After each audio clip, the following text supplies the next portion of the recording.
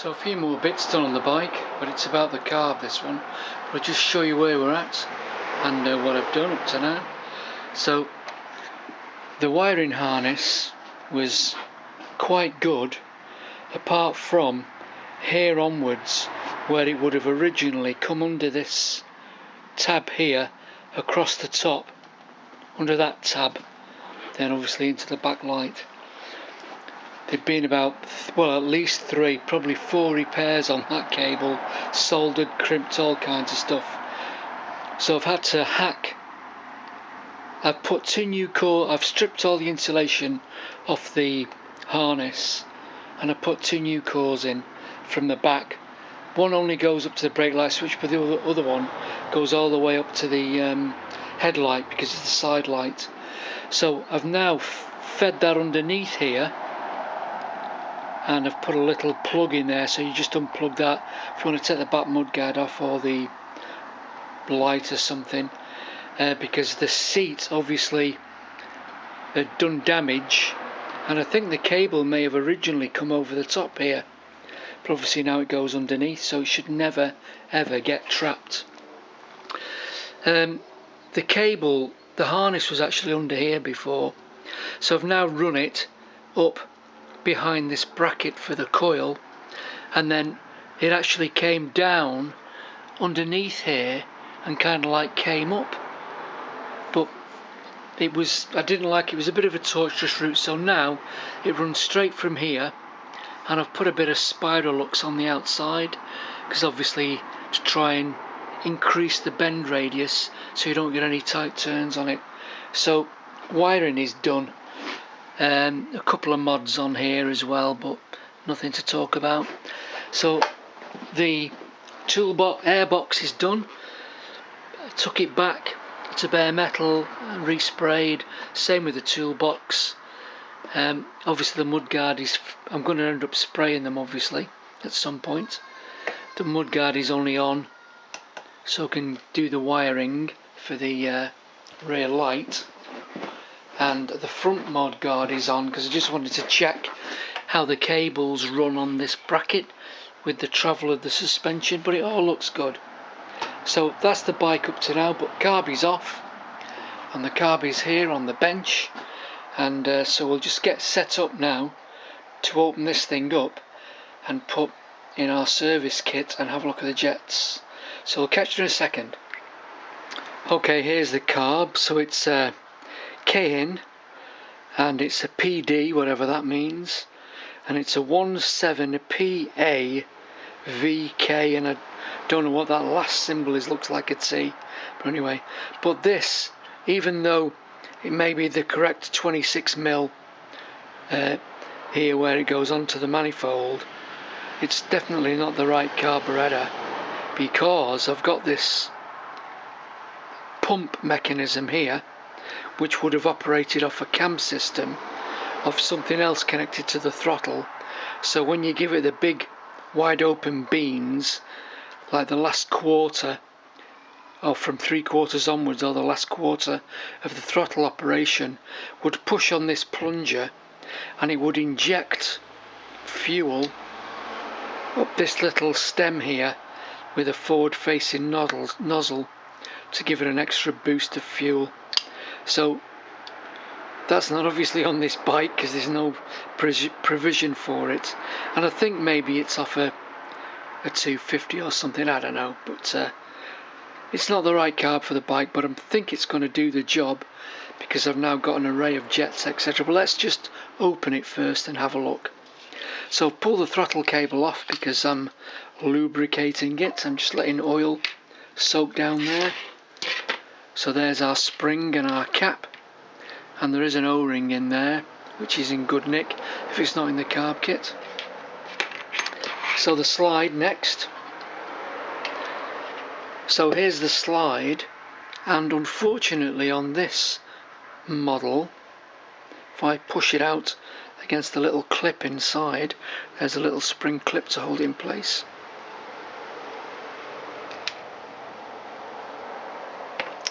There is no other provision to change the height of the needle. So in the kit, which we'll have a look in a second, the needle that's in there, providing the profile's the same with this taper, it will give me a bit more latitude on adjustment. So that's the slide and the needle, and the lovely slide, hardly any wear on it at all. Obviously anodized, which gives it a hard surface, which is nice. So now let's pull the float bowl off. I obviously have drained it. So 3 screws and we're away.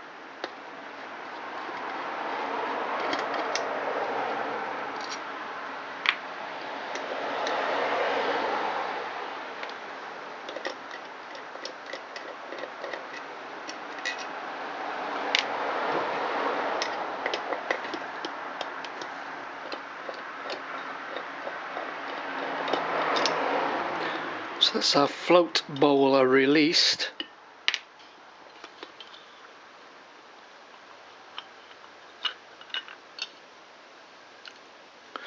So the bowl itself, there was quite a bit of crud in the bottom of it. I have obviously cleaned it out. Unfortunately, I haven't got an ultrasonic cleaner. My budgetary constraints haven't run to it just yet, but maybe in the future. This O-ring was missing completely, and all that was inside was silicone. So I actually made this out of an O-ring, and there is a splice on it somewhere. I think it's there at the highest point at the back, where I've just actually cut this big O-ring out, got the length, and then a bit of cyanacrylic adhesive glued it together and made the gasket. But in the kit I have got a new one, so that's going to go in there. But this thing here on the bottom, this pump, is going to be redundant from the system, so I'm going to block that off and I'll take it out or whatever. And I did have a slight fuel leak here from here. There's like a rubber diaphragm in it. It was leaking from the diaphragm, so I intend, there's the feed for it, to put a bit of JB weld in there. So that would be the feed in from the bottom of the float chamber. And when the plunger is pressed and the diaphragm is operated, there's a ball and a spring in here which lifts up and it squirts the fuel down here into this small brass tube here with a forward facing drilling. Even when the choke is shut, you can see there's a slight little notch in the choke butterfly there, just there, so it can actually spray beyond it. That now is a redundant system, so I'm going to whiz that off anyway, so I may as well just pull that out now. So I'm going to clean this all up again. So only 3 screws, slightly shorter than the body screws, so you can't mix them up.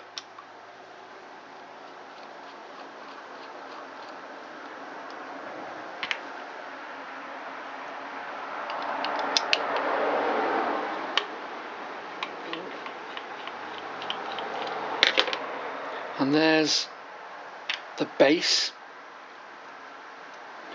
with the jet in it, the feed jet, and there's the feed in through there and there. There's the spring to return the diaphragm so that it goes in the top position, and here's the diaphragm. So that now becomes a redundant item. I'm still going to leave the diaphragm in. I'm going to take the spring out. I'm going to take all this junk out of here as well. So there is in here a spring and a ball bearing, as I recall, and there should be an O-ring here as well to seal the float chamber into the main body there. So we'll just quickly pull this out, and it's not going to go back in. So there's a hole in there, obviously for it to feed out. There's a ball bearing in here, he said. I can see it in there, I'll just have to work on that. So let me just get that ball bearing out. I'll take the gasket off ready, and we'll be back in a second and we'll carry on.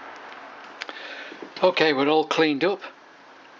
I just checked the gasket in the kit, and it is the correct one, which is the most important thing. So happy with that. And all that's in this, where the sprayer nozzle comes out, there's a ball bearing, very small ball bearing. If I just pull a piece of paper up, I might be able to see it a bit better. So there's the ball bearing, which is now running away. And that goes in the very bottom of this, but in our case it's going to be a redundant system anyway, because I won't be using it. Then there's a little spring that goes behind it. So the ball, the spring, and then the seat. And obviously this only goes in one way up. There's a little cutout, so when the ball lifts it doesn't block the orifice and fuel can be squirted up. But that now is a redundant system, and what I plan to do is I'm going to JB weld the feed up at the bottom. I'm going to JB weld that up, job done. I'll put the diaphragm back in anyway and put the cap on the bottom, but it's a redundant system. So the float bowl is now out the way, it's done. So let's have a look at the main carburettor body. So we've got our fuel, and this is a fuel adjustment screw, not an air screw. So the pilot in this case, there's the pilot jet, which is coming out in a minute. We've got two holes or two orifices at the back. We've got a lower level one here, right, is central to the carb, and we've got a one which is slightly higher and offset. This lower one goes straight in, we'll take the float out in a second, straight into the bottom of where the main jet is, and it's just the emulsion tube, and it mixes a bit of air with the fuel as it gets sucked up through the venturi. But this one is the one we're interested in. This one, I'll just get rid of the float a second. Let's pull the float off. So push the pin, pivot pin out, lift him out, and it'll lift the valve, the jet valve, off as well. There he is under there, so let's have a look at him. There is a new one of these in the kit. So it's got I would imagine a rubber, form of a rubber or silicon seat on there, and it hooks underneath the float. So that hole, air hole, is fixed to the size of the drilling of whatever it is, and it comes into the body here, and it comes into the chamber where the pilot is. So, and when you adjust the pilot screw, you're adjusting the fuel feed, not the air feed. The air feed's straight, so it's generally, if there's the engine side, there's the air inside. Generally, if the air screw, pilot screw's on this side of the slide, it's generally an air screw. If it's on this side, it's a fuel screw, but it's obviously a pilot jet adjustment. Now I'm going to pull the pilot jet, the adjusting screw out for the pilot, and I've made this because it's in a ridiculous position. So this is the pilot screw, and I've made this bit of aluminium, and that's JB welded into it there, so that you can actually adjust it, because when this carb is on the bike and that is facing towards the engine block, you need like a midget screwdriver to get up there. But if you put something on the bottom of it, it's very easy to adjust.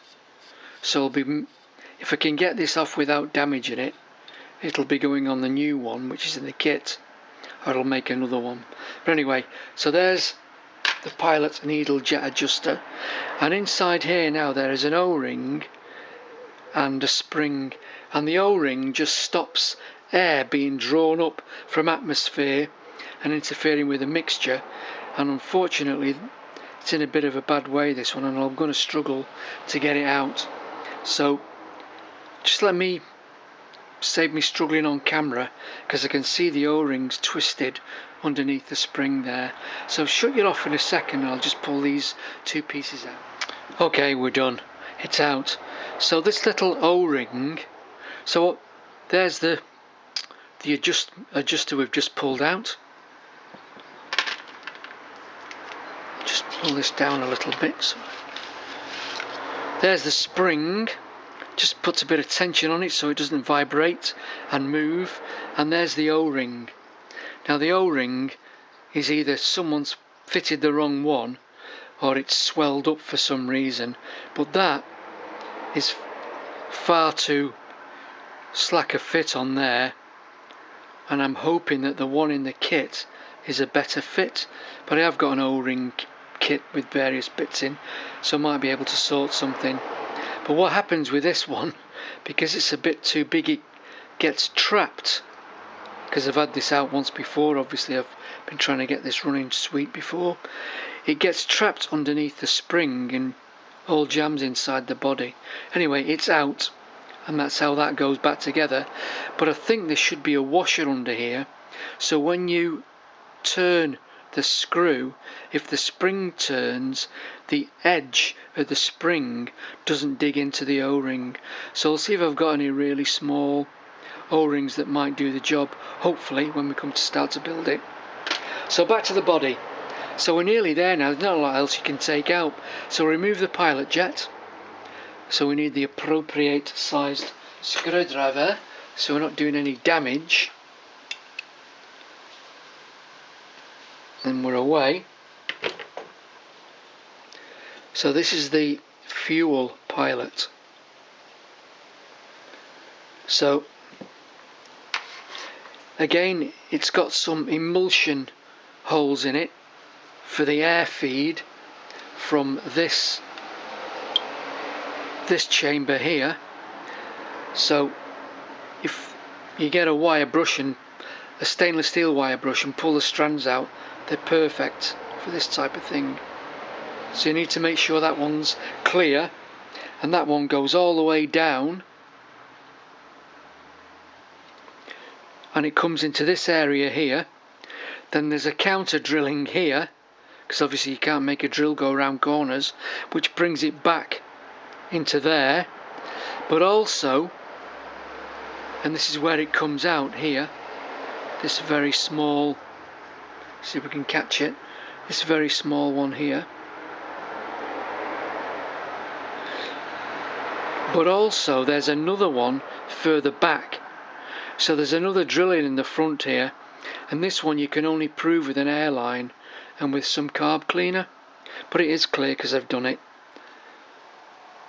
So there's our pilot jet, and this is what I think is wrong, because it should be like in the 30s, and this one's a 50 something. It is a 52, which is, according to the parts manual, it should be in the 30s. So maybe that's why I've had an issue with the fueling. It's only the pilot jet's out. So yes, so the you need to clear the emulsion tube holes, which are these ones here.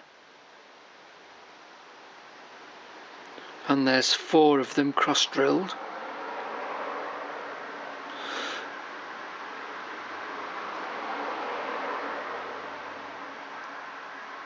It's not going back anyway, but I'm just showing you.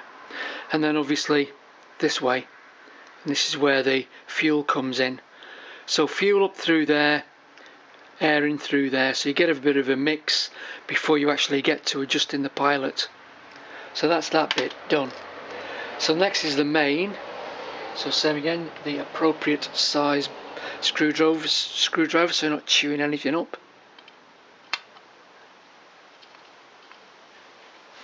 And we're away.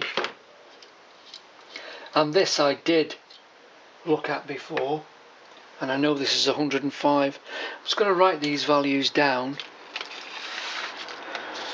So fitted in the carb, the main I know is a 105, and that one, the Pilot, was a 52.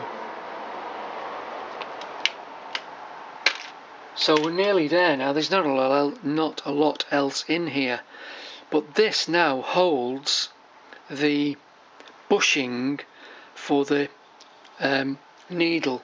So I'm going to take this out anyway. So let me find the appropriate spanner.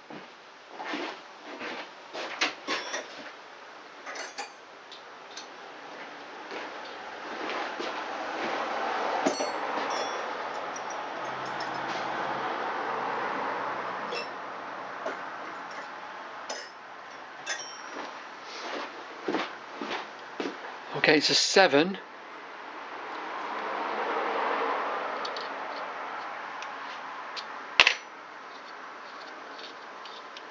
And all this does is it holds that little bushing in place there, what the needle runs in, and this also obviously holds the main jet there. This also has emulsion value to it, an emulsion tube, because the lower one of these two, which is this one here, this one goes through right into it, and you can actually see this one go through, he said. There we are.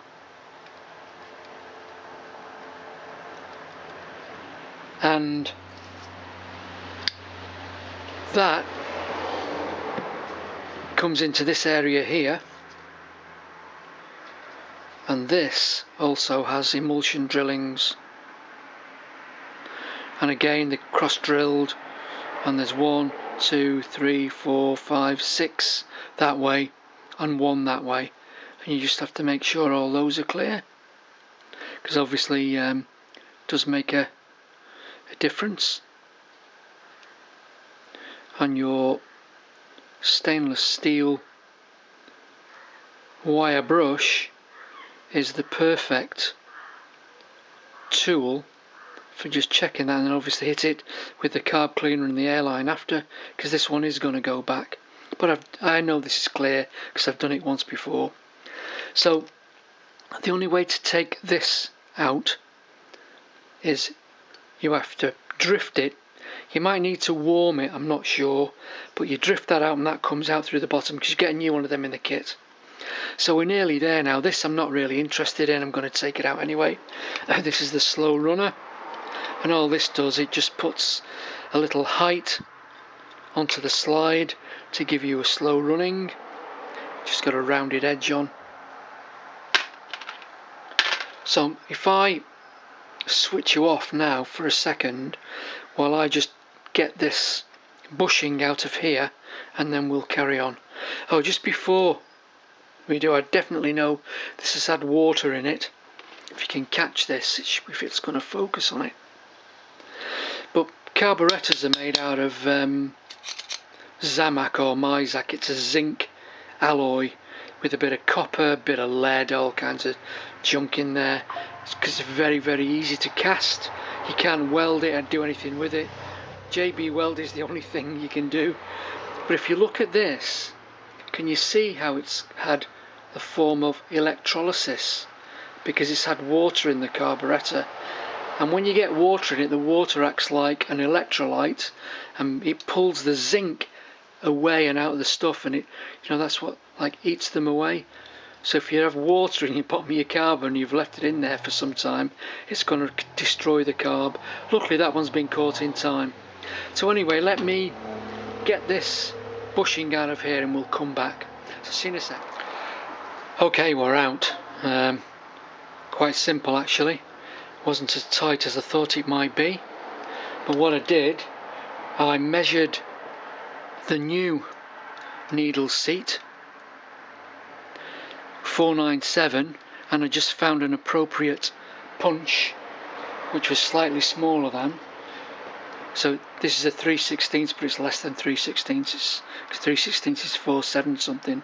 Anyway, it's 455, so that and a gentle touch, and it came out very easily. So they are a tad different, but I'm still going to fit the new one, because I want to fit that new needle with the steps, and I don't think the carb's the right one anyway. But the difference is there's a height difference here, so the amount which is going to stick above the venturi is a couple of mil higher, and the band on the bottom, the location band, is a little bit smaller, but that new one is going in, so that should just drop in. So that goes in, and obviously it only goes in one way, so you've got the cup, let's call it the cup. So on one end you've got the recess and the start of the slide seat that faces upwards, not that way up, that way facing upwards, and the needle obviously is going to sit in it that way. So that end in first, and it should just drop down. I might just have to give it a help with my punch. And there we are, it's in. Let's open the choke so we can see it, and it's sat in there. So when you screw the emulsion tube, which is also the holder for the main jet, this also pushes and retains that in place. So that holds the needle seat in place. And that's in. Don't go mad tightening stuff up. Now then, the main that I took out was a 105, and looking in the book it says that it should be a 95. So in my kit I'm going to put a 95 back in it. So again I'll have to switch you off because it'll take me a few minutes to find out with the magnifying glass which one is 95. So let me find it and we'll be back in a second. Okay, I've picked the appropriate jets. So the standard, according to the parts book, is a 95, and I'm going to be fitting the 100 in the main, because obviously I've got my extra 20 odd cc's or whatever it is with my big bore kit, so I just nip that. And just before, I'm the pilot, the one that comes in the kit, it doesn't say what size it is in the manual, in the parts book, but the one that comes in the kit is a 32. Well, I'm going to be fitting a 35, but before I put it in, you've got to make sure that these two galleries are clear, absolutely, because this is where all the issues start with the slow running, not being able to get it running right on tick over and that. So you've got one right over the top of where the pilot adjusting screw is, which is easy to check with your piece of material because it just comes straight out there. But you need to check the one behind it, which is the one which ends up underneath the slide. I'll just see if I can catch it. So I'm in it now with this, but obviously I can't make it come back to this one. So the only way to check it is with your carb cleaner or your brake cleaner or whatever.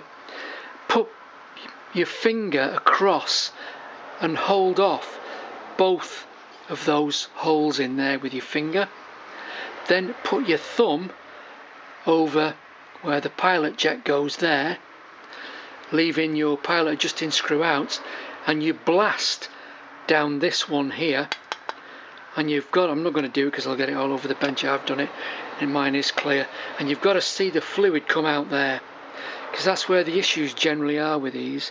It blocks between those two, and the only way really to achieve it, if you can't shift it, would be to drill the brass plug out, run a drill down there to clear it, and then re-plug the hole. But anyway, I know mine's clear because I've done it. So my 38 is going in there with the appropriate screwdriver.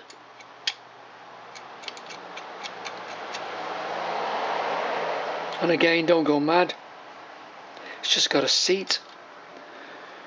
So the body's not far off now. But what I want to do now is I want to put this needle in, because the one that was in the carburettor, which now I can't find, there it is, didn't have any slots in there. This one has got slots, plus this one now is going to match the new seat that we've just fitted, and this one has got 1, 2, 3, 4, 5 notches, so I'm going to put the clip in the middle notch on this one, and that one now becomes redundant. So I've also just done the face. What generally happens with these, because they've been over tightened in the past, particularly if they've got a soft phenolic, heat insulated plate on there which is soft, they wind them up and it bends these forward, so when you bolt it up you think it's a good seal and it leaks through here. So just a bit of emery cloth on a flat surface, just rub them in so you can just see it touching all the way around. Obviously it was a bit dubious around there. I've not gone mad because the gasket can also do a bit. So I'm now going to mix a bit of JB Weld, and I'm going to do the redundant system of this diaphragm, and when we're ready I'll be back and we'll just carry on finishing putting it back together. So see you in a second. Okay, we're nearly there. So I had to make a washer for this thing, so I couldn't find one. I didn't want the O-ring to get trapped like it did on the original, but I think the washer goes there and then the O-ring goes on the outside of it, and that's what makes the seal to stop in air getting sucked up past the threads and upsetting the mixture. So that's how that should go, and we're in. I may make an extension for that. I don't know, maybe. So I'm going all the way in, and I don't have to go mad. And bottom, you can actually see the pip sticking up there of it. So I'm going to come out to 1/2, 1 1/2. I'll go 1 3/4 as a start point. So the O-ring now can go back in there. Now I've done my face, and there's little crimpings on there to hold it in place. So the float, so a bit of disappointment with the valve. The valve won't fit. The valve is for the later type float, which has like a stainless steel tang that sticks out, and the tang goes between there and the little spring-loaded plunger. Because this has got the earlier float, the nylon float, this one sits up and is held there. So float next, but it was working, wasn't leaking. That in there next, and then the pivot bar through.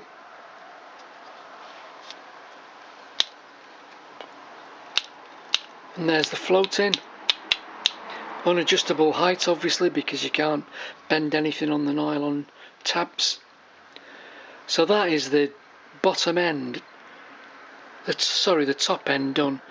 So we just set a bit of redundancy for this thing. So we've got a bit of JB Weld in there which has gone off, bit of JB Weld in there, so I'm blocking off this chamber completely because we don't need it. Still going to put the diaphragm back in there, but don't need the spring. So now I shouldn't have any weepage of fuel there at all. Don't need the spring, put the cap on. The 3 short screws with this one.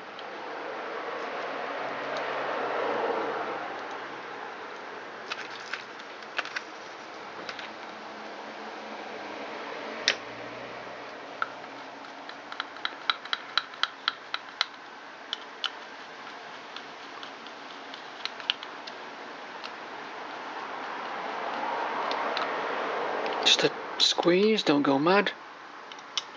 It's only Zamac or Mizak or whatever the brand name for the stuff is now. Can drop the gasketo in. Ready to rock. Leave that there while we just do the slide. So I've put the little clip in the middle position of 5, so that goes in, and then this thing just stops it popping out when you take the top of the carb off. So that now just pushes down, or push it down with the spring, and that's all bottomed out and held in place. So that bit's okay. I can put the new, this one becomes redundant. This is another for another style of carb, which this one isn't. That's for the other type of air screw, and ours is a fuel screw, so that's pre the slide, and if it's petrol adjustment, it's post the slide. This thing we're not really too bothered about the adjustment till we get the bike running, but that goes in against the spring, and the spring's only there to stop it vibrating to a different position.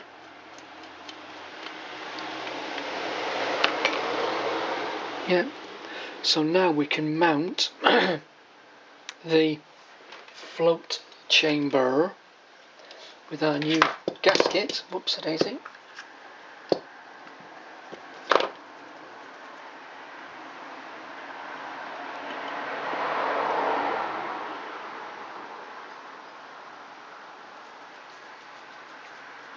So gesture it in place, which it is.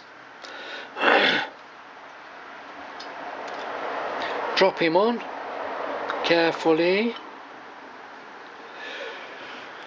Tip him upside down. And our last 3 screws holding the float chamber in place.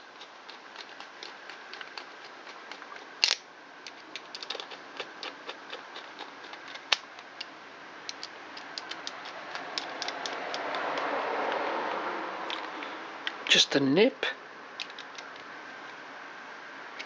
and the gasket, I can feel the rubber gasket working a lot better than my homemade one, and we're on. So the slide, and there's a little notch on the slide which picks up on a notch on the body and the cap.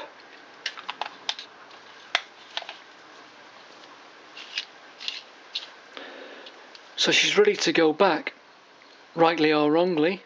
Will it cure it? I don't know. If it doesn't, I'll be looking at a PZ26 or a VM22 Chinese copy carb. So we'll see how we go, drop it on the bike and give it a go. So see you on the next bit. No, in fact, let me fit it and let's see if we can get it started. So I'll be back in a moment. Okay, I think we're there. It sounds quite sweet actually.